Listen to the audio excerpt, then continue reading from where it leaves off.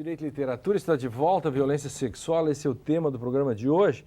Aqui no estúdio, nosso convidado nos ajuda a entender mais sobre esse assunto e os 3 livros que eles trouxeram,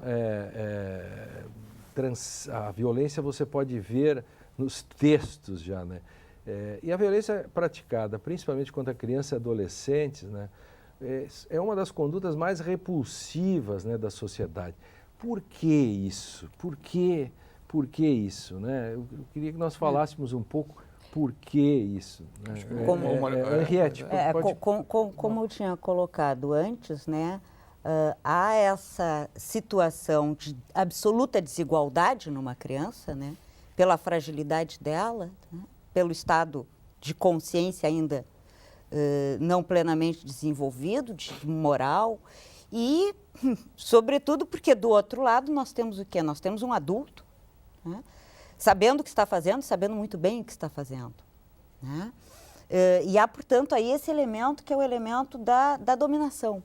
Pode ser a dominação simbólica que vai aparecer, por exemplo, no texto do Drayton, né? Quer dizer, mas no caso do Brasil, conforme tu falavas antes, nós temos toda uma história do nosso processo de colonização, né? Isso que o Mário levanta dos 400 anos. E aí, assim, de imediato aparece Viva o Povo Brasileiro, do João Ubaldo Ribeiro, né? Com a sua protagonista, com a Maria da Fé, que é fruto de um estupro, né? E que vê a sua mãe morrer porque ela, na verdade, está impedindo que a filha também seja violentada. E pensamos também no próprio Moacir, né? O filho da dor, da personagem Iracema, romance homônimo de José de Alencar, né, que desfigura, pela época em que ele é produzido, né, na época do romantismo, da inscrição da nacionalidade, num idealismo das imagens do indígena, desfigura completamente o que foi a violência sexual praticada pelos recém-chegados portugueses contra as indígenas brasileiras. Então, nós temos dos portugueses com as indígenas, dos coronéis com as negras, nós temos uma história de violência e estupro.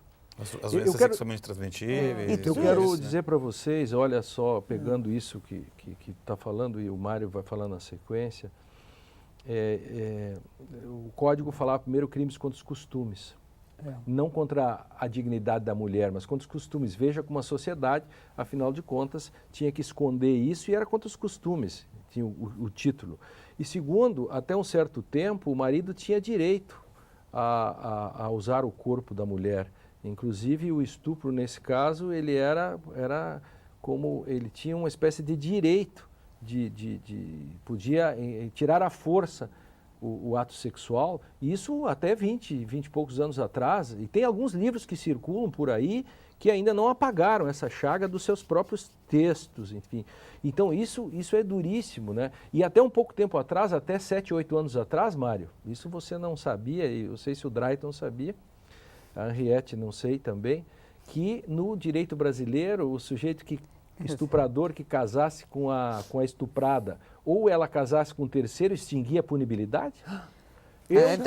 Arrumando o marido para a moça, estava resolvido. Eu quero dizer para vocês, com muito orgulho, digo isso para todo o Brasil, do Oiapoque ao Chuí, agora não é mais Oiapoque, é outro lugar lá, Itaboraí, ou algo assim. Eu fui um dos protagonistas disso, porque fui o primeiro a levantar a inconstitucionalidade disso no tribunal daqui, perdi. E aí o movimento das mulheres foi a Brasília, fizeram pressão e os parlamentares derrubaram isso. Então, e aí depois eu fui protagonista de uma decisão do STF em que o Gilmar Mendes usou a Untermaßverbot, que é o princípio da proibição de proteção deficiente, né? Usou isso para dizer que não podia se fazer o perdão, a extinção da punibilidade. Isso é a primeira decisão do STF sobre isso. Mas isso é um ganho enorme para o convívio social, não é? Para a regulação do convívio social.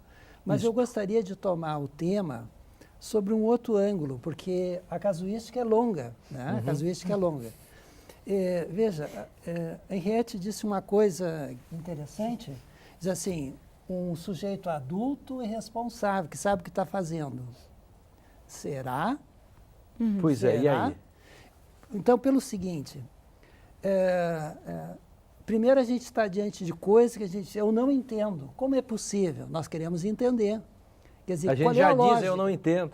Qual é a lógica? Uhum. A mesma coisa do Holocausto, do extermínio de um povo, dos judeus. Qual é a lógica? Quer dizer, o que leva alguém a fazer isso? Né? Então, se nós achamos um caminho, então tem um primeiro ponto que é muito interessante. A Henriette diz, reduz o outro a uma coisa. Aí há uma lógica. Ou seja, em grande parte desses abusos, a condição para ele acontecer é que a vítima esteja numa condição, vamos dizer assim, o máximo possível de inanimado. Uhum. Né? E isso está presente como um elemento que monta uma cena. É uma cena que tem um protagonista e tem o outro que ali não tem voz própria. Né? Então, o sujeito está nesta cena. Ele, como aquele que monta a cena, que lugar ele ocupa? Só de protagonista? Será que também não faz parte dele o lugar da vítima? Né? Veja. E nesse contexto dessa temática, Vale, no que diz respeito à psicanálise, a questão do Eros e Thanatos, em que medida a gente pode trazer para essa discussão? É que o que Freud introduz, como surge na economia psíquica da criança o elemento do inanimado. Freud vai dizer, é na constituição do fetiche. Uhum. Né? Então, a matriz primeira é que diante de uma perda, o sujeito recusa a perda e investe naquilo que vai constituir o fetiche. O fetiche é algo do corpo da mãe destacado, portanto, perde o animado. Né? É um objeto destacado. Mas e quando o estupro, por exemplo, essas denúncias que se tem agora tão seguido de abusos sexuais, da violência sexual, abuso sexual praticado em meninos pela igreja, por exemplo, por padres pedófilos que está no mundo todo, como explica essa questão? Aí está o inanimado. Qual é o inanimado aí? Aquele que monta a cena, ele sabe do alcance sexual. A vítima não sabe. É aquela cena na Lolita que ela está chupando um pirulito. Uhum. Né? A Lolita seria o outro livro que eu traria, né? Sim, claro. Do Nabokov. Ela está chupando um pirulito. Ou seja, o adulto dá uma bala para a criança entende que ele está recebendo a atenção do tio e, na realidade, ele coloca a criança na ignorância da dimensão do que está em jogo. O inanimado estaria nessa dimensão da ignorância. Por isso que se criou uma paranoia hoje nas grandes cidades, principalmente nos Estados Unidos, etc., que numa praça, quando um adulto não pode se aproximar de uma criança, né? E aí nós temos, né, o reverso, né, que também é bastante perigoso. Né? Dizer, de entender qualquer gesto que se tenha com uma criança como uma situação de uma pedofilia latente ou de assédio sexual. Seria uma espécie de pansexualismo, vamos dizer assim. Exato, né? E no diz respeito, posso te interromper? Tem um problema atual na Alemanha agora, no que diz respeito a isso, ele deu o exemplo da praça, em creches. Por exemplo, crianças com 6 meses de idade.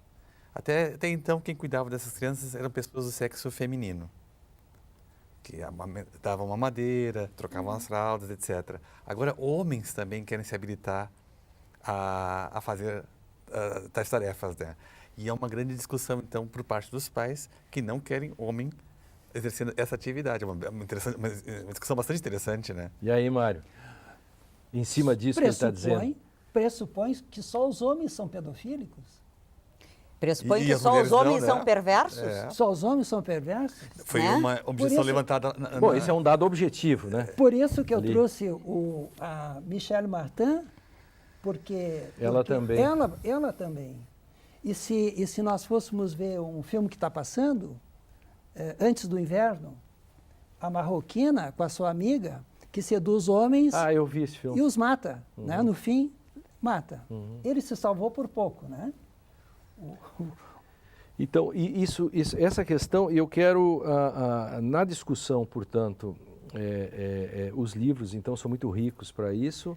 Essa discussão das raízes psicanalíticas, como explicar essa questão do estuprador e de como essa questão da tomada do corpo,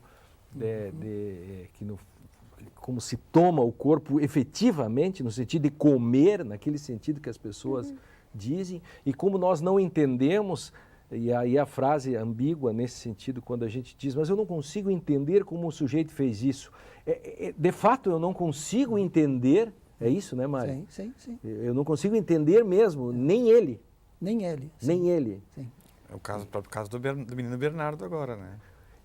Pois nós estamos no meio disso e sabe-se lá se no meio disso não tem outras coisas que ainda vão aparecer nesse aspecto, né? Pela tirania que se estabeleceu ali. Então, eu quero introduzir um assunto, colocar um assunto na sequência para vocês ir pensando, que é essa questão do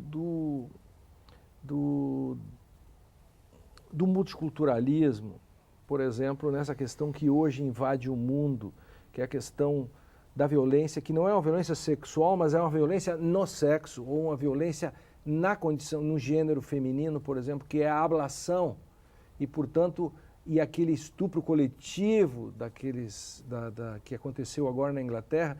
Eu queria que vocês pensassem, e vou começar com o Drayton no próximo bloco, pensassem já falando sobre isso, né?